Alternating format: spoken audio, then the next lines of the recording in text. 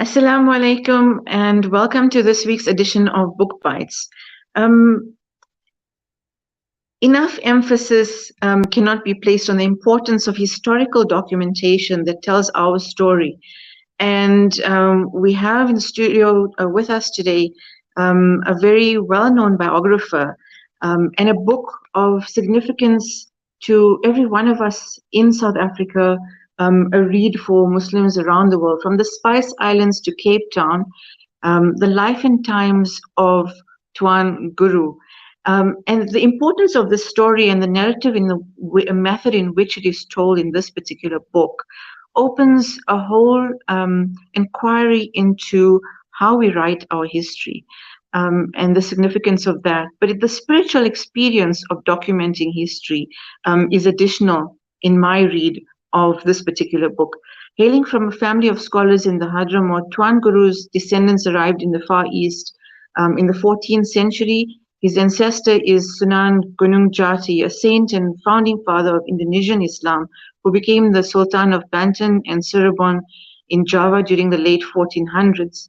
It is from Cirebon that Tuan Guru's grandfather, Habib Umar Rahmatul Farooq, traveled to the Moluccan chain in 1646 to celebrate Islam. He settled on the island of Tidore, becoming a member of the Sultan's royal household. Tuan Guru or Imam Abdullah bin Qadi Abdul Salam was born in 1712. As a member of the royal family, Tuan Guru soon became the focus of the Dutch East India Company, who were fearful of rebellion, detained him in Batavia, and finally exiled him to the Cape in 1780.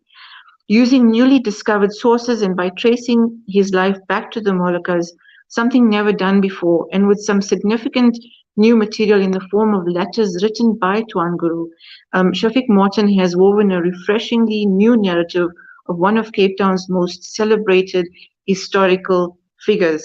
Now, Mr. Marton doesn't need a lot of introduction in the South African space, in the global space, as an award-winning journalist and author. He's a Cape Town-based photojournalist, editor, surfer, radio, and TV presenter with 4 decades of media experience, in a varied career that's recognized worldwide. In 2008, he won the National Vodacom Award for Community Media and the Regional Award in 2010. He's won a large variety of awards, including the MTN Awards, the Liberty Life Awards, and he was voted amongst the 500 most influential Muslims in the world by the Royal Islamic Institute in Jordan. He continues to write for several publications. He's the biographer of A Mercy to All, the book on Dr. Imtiaz Suleiman, and he blogs and has written a book called Surfing Behind the Wall, and of course, From the Spice Islands to Cape Town. It gives me a great pleasure and honor to welcome you on the show this evening, Shafiq Marton. Shafinaaz, assalamu alaikum. Only a pleasure to be here.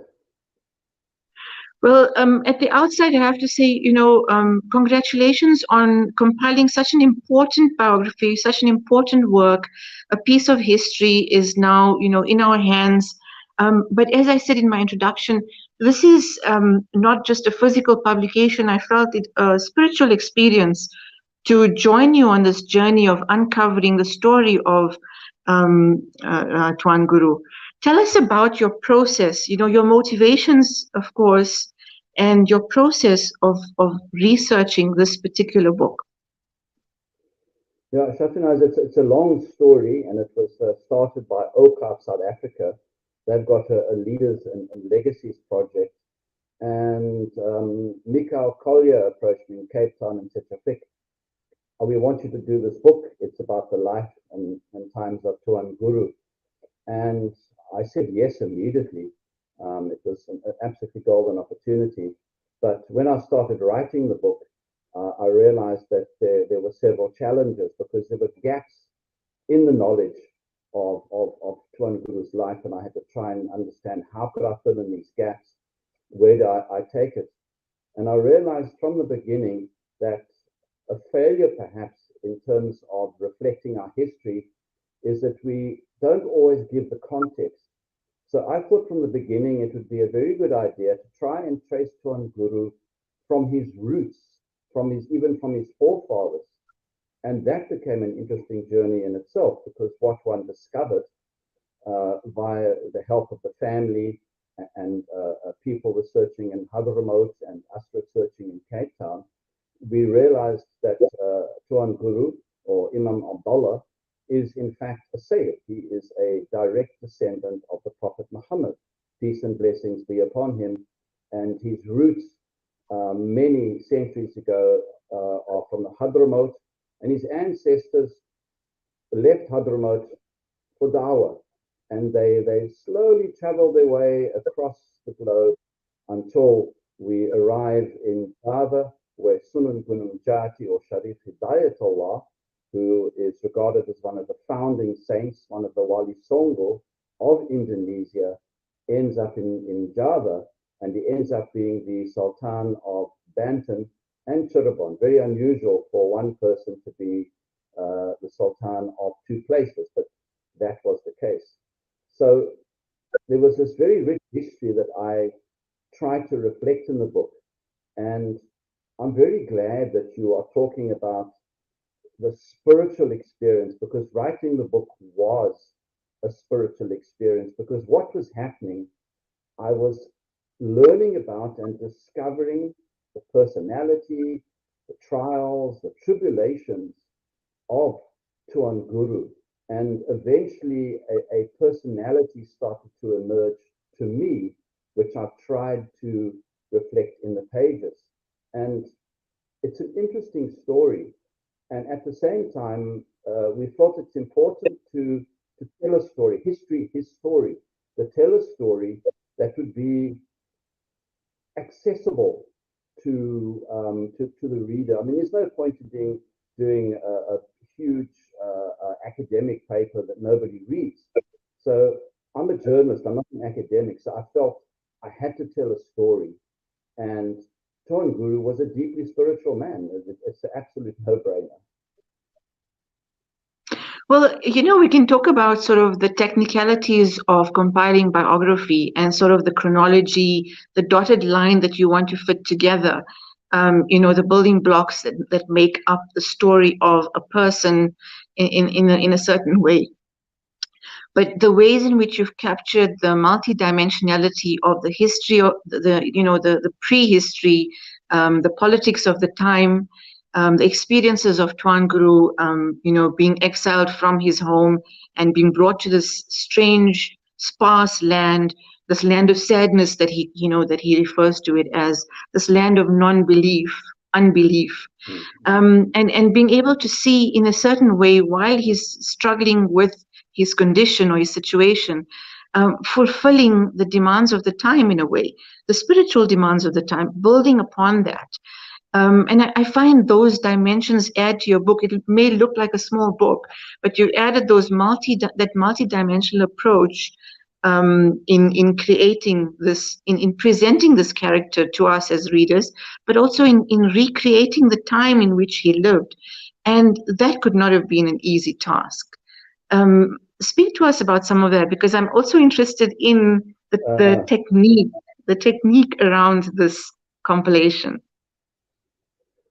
Well, I was given advice many years ago by the late Dr. Ahmed Davids, who's a doyen. I mean, he was the master of recreating and understanding early Muslim history in South Africa, particularly the Cape. And he told me once many years ago, I was struggling to write something, and he said, Shafiq, don't be scared about the dotted lines. So I've always taken that to heart. And in any case, the dotted lines are in between two things. So sometimes it's quite easy to fill them in, because you're going from one point to another point. So you just have to use your imagination and obviously do a lot of reading, a lot of thinking as to how were people in those days? What was the culture? How did they think? What did they eat? What did they travel on? What was it like when you were on a ship? And when you start to think like that, it becomes a little bit easier to flesh out the realities, the details, as it were, and to start to tell the human story. Because, to give an example, Tuan Guru, he's been exiled. They've taken him from Tidore, his island. He's been taken to Batavia. He's there for a year, and now they say, you're going to go to the Cape. And So you think, how does he think he's not with his family? He's already in a foreign place. He's going to another foreign place. How must he have felt when he is on the ship? How would he have felt on the ship, etc., etc.? And so, all these things come into play when you are doing a biography, to try and make it real. And of course, we're talking about real people. They suffered sadness, happiness. They've got all the emotions that we experience today. So that all plays into it. But you have to have context. History is always about context, and you have to try and understand the context as much as you can when you write biography or history. And of course, you have to make it interesting, because it's a human story. It's about human beings. So if you make it human and you tell the human story, people are going to be able to relate to it, and they will remember the history for that. Absolutely, and I think successfully so. Your book accomplishes this level of access to readers by recreating precisely that, the situation around your protagonist, and creating what Tuan Guru may have experienced when he landed at the Cape, and his impetus for extending his education, his knowledge to the people that he encounters. Um, you also speak about that there is a occurrence of Islam, perhaps not in its full form, various forms of Southeast Asian Islam and that sort of thing in the Cape. And yet, Tuan Guru, is writes the first sort of recorded Quran that is publicly made available, and there's this establishment of the Awal Masjid in the Burqa. Speak to us about that. The sort of that gap, Islam being in the Cape, and then it taking almost 100 years before these necessary sort of aspects of a physical Islam can be seen, and what it meant for people at the time to receive a Quran in their hands.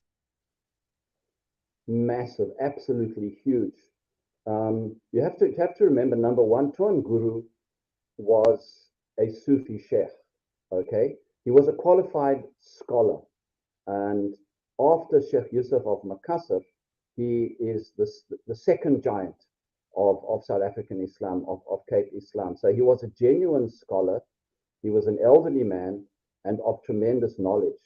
But when he arrives on Robben Island, he realizes it's not just a question of Islam, but he has to act as a comforter.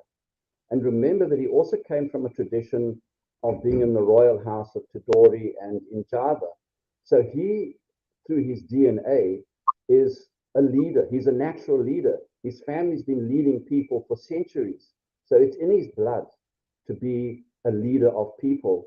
And this is what he starts to do. So on Robben Island, and he was on Robben Island 2 times, but he was 1 year in the beginning, he realizes the best way that he can comfort the people is to write out a Quran, and he can teach the people from this.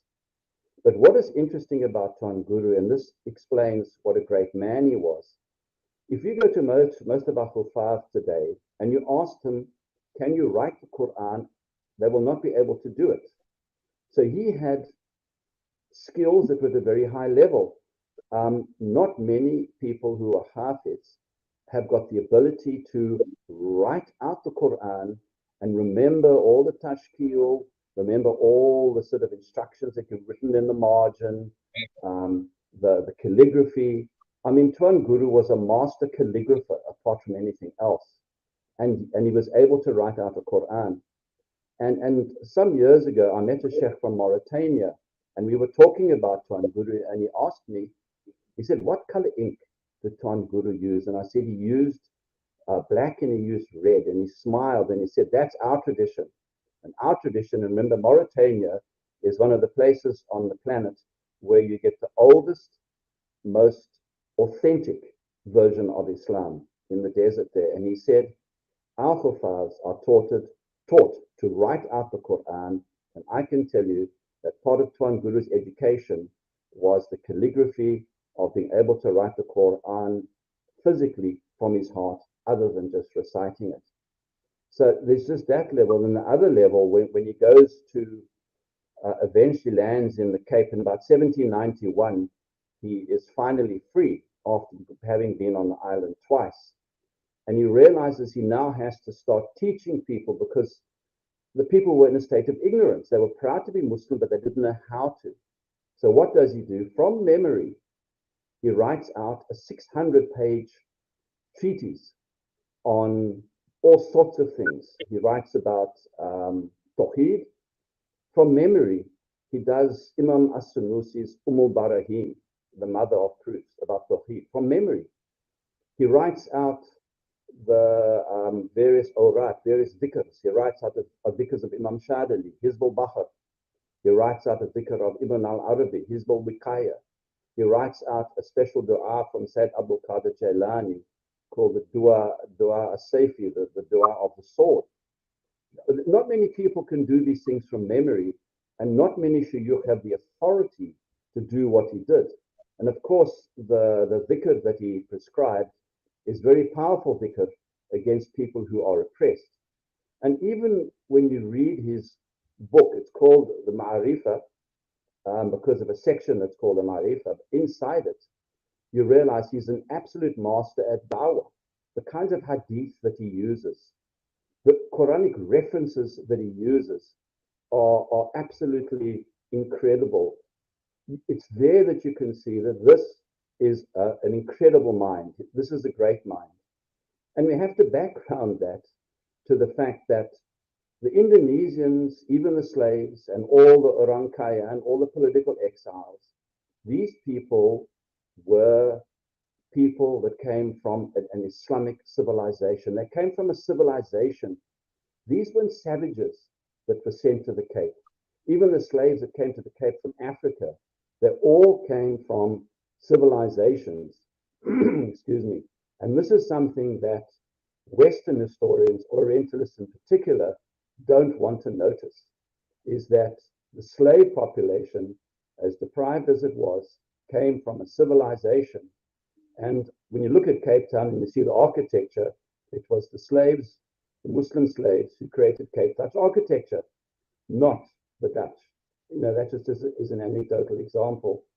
So I know I've spoken a lot, but I can carry on forever. I mean, this is an absolutely amazing man, an amazing personality, humble, but somebody who had a great responsibility on his shoulders. And if it wasn't for him, we wouldn't be Muslim today. I guarantee you that. You know, he's one of the great, great historical figures, I think, on the South African landscape.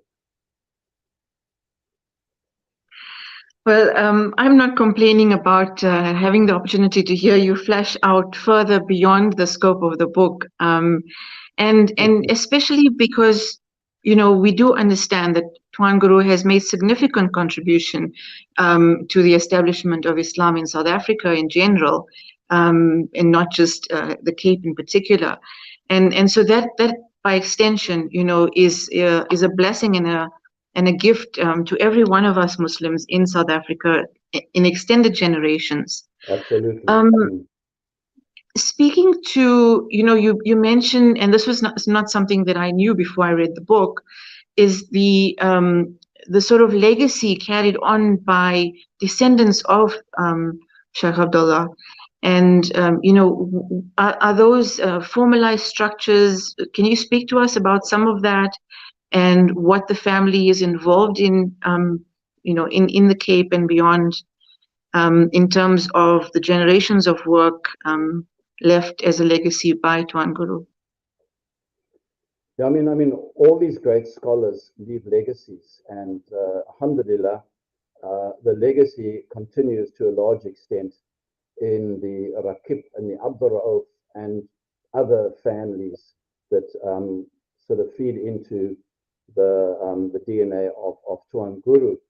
And I mean, just as an example, one of the people who helped us with the research into Tuan Guru's family tree was Abdullah Abdur Rauf, who's studying in Yemen at the moment. and he's one of the direct descendants of Tuan Guru. And I'm very happy that he is there, because what's happening is he is following in the tradition of his forefathers, because that's exactly where they came from. So after a period of more than 300 years, it's almost like going back to the source. But over the years, I mean, it isn't enough time to mention the contribution of various members of Tuan Guru's family. I mean, his one grandson, they used to call him Tatuan, was an incredible character. He was a student of Shah Abu Bakr Effendi, and he was an imam for more than 50 years. He was the youngest imam at the Cape. He became an imam of a mosque when he was 17 to 18 years of age. And he had great spiritual gifts. He was very talented, for example, at calming down animals.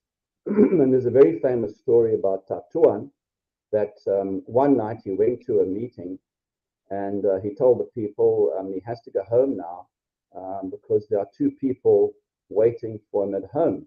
And he goes home and he passes on. And people realize that in his sort of inimitable way, he had a great sense of humor. He was actually talking about Munkar and Nakir, the two angels that question the soul when it passes on. And I mean, there are so many stories like this that I could carry on telling until the sun rises tomorrow morning. So, alhamdulillah, we have to be very grateful that these great scholars leave a legacy not only in their family, but also in the community. If it wasn't for Tuan Guru's book on Imam Sanusi about Tawheed, most people in Cape Town wouldn't know anything about the 20 Sifat, which the Shafi Madhab sort of accords to, according to the doctrines of Imam al-Ashari, just as an example. So his legacy is deep. And the other part of Tuan Guru's legacy is that I feel that he created what we call the Cape Muslim identity. Very unique identity. It's been estimated there must be about at least 100 different strands of DNA in the Cape Muslim community. Every shade of color, every nation has been assimilated into the Cape Muslim community. And how did Tuan Guru do it? When he starts his madrasa in the 1790s, it becomes the first non-racial school in South Africa, hundreds of years before his time. And the thing about his school was anybody could attend it. They didn't ask any questions. If you wanted to learn, you were welcome to come. And it's quite amazing that the insight and the wisdom that these people had. Tuan Guru's school was, I would say, 200-300 years before its time in terms of being unconditional in who it accepted and in terms of being non-racial, because the Cape Muslim community, who Tuan Guru brought together, you had people from Africa, from Madagascar, from India, the Malabar, from all different parts, from Sri Lanka, even from the Arab-speaking world. In fact, the Swahili coast. So he managed to combine people of different languages, different customs, all under one roof in his school. And that's why I argue so strongly that I would say that Sheikh Yusuf of Makassar, Al-Taj Al-Halwatiya, that he showed the way, and that Tuan Guru created the example, and he created the model. And later on, it was furthered by Shah Abu Bakr Effendi, who is in fact the topic of my next book. But Tuan Guru, a pioneer, and I think he's a South African pioneer. I think he rises above this whole Muslim thing, I think, because he was just so far ahead of his time in terms of not looking at people ethnically. Remember, the colonialists could only see things ethnically. You know, if you were European, you were immediately regarded as superior. If you were Asiatic or Muslim, then you were automatically a second-class citizen. Islam and Tuan Guru saw things completely and utterly differently. I think, reverence for the significance of the kind of work and the kind of contribution that leaders like Tuan Guru and Sheikh Yusuf of Makassar have made make the documenting of this history all that much more urgent and relevant. And I look forward to more of your research coming out in this regard. I had questions Inshallah. also, but I was considering also that when you look at the lineage of Tuan Guru and you refer to the Ba'alawi as his ancestral lineage, and the kind of leadership and spiritual dawah that they engaged in over hundreds of years or 800 years, and how that has, how that informed his presenting his layering of knowledge in the Cape, and not in a warring way, but in a way that just kind of, very much in line of the Sunnah, we should say. That there's this beautiful sort of transcendence of knowledge that continues to this day. And so I was very grateful to have an opportunity to read this story, and I look forward to more of it. And I hope that very many, both researchers and interested people, will be picking up copies of this book. You have a newer edition out, and inshallah that legacy of his knowledge giving will continue to this day through your pen, inshallah. Inshallah. And of course, our next book, Leaders and Legacies of Awqaf, time for a commercial, is The Crescent at the Cape. And we talk about the life and times of Sheikh Abu Bakr Effendi. And very quickly, there's a prophetic axis. Our three great historical figureheads, Sheikh Yusuf of Makassar. We've discovered recently that he's also descended from the Prophet, peace and blessings be upon him, as was Tuan Guru and as was Sheikh Abu Bakr Effendi. So it's absolutely amazing that the DNA of the Prophet, peace and blessings be upon him, was given to us in South Africa. And I think, alhamdulillah, we must be grateful for that. So, Brother Shafiq, is Sheikh Effendi also buried in Cape Town? Yes, Sheikh Abu Bakr Effendi is buried in the town of Baru, which is on the slopes of Signal Hill, just above the Boer Kaap. He's buried about 25 to 40 meters from Tuan Guru, actually. So if you visit the town of Baru, you can see the graves are well marked, and it's quite sweet in the sense that they overlook the Boer Kaap and they overlook the Cape, where both of them spent a large time of their life educating, performing dawah, and making sure that Islam would survive at the tip of Africa. Inshallah, this calls for a renewed visit to Cape Town and to pay respects. Inshallah, if Allah allows me that opportunity soon. Jazakallah khair so much for giving us your time, and especially for extending a discussion around this important book. And from us, the team at BookBytes and Salam Media, we wish you everything of the best on this journey as you continue to pen these important documents, biographies, and narratives of our leaders. Inshallah. Shukran very much for the opportunity, and everything of the best with BookBytes, Shafinaaz. And so there you have this evening's edition of BookBytes, of fascinating and significant discussion on the life and times of Tuan Guru. Make sure you get yourself a copy of From the Spice Islands to Cape Town. And inshallah, until next weekend, Assalamu alaikum wa rahmatullahi.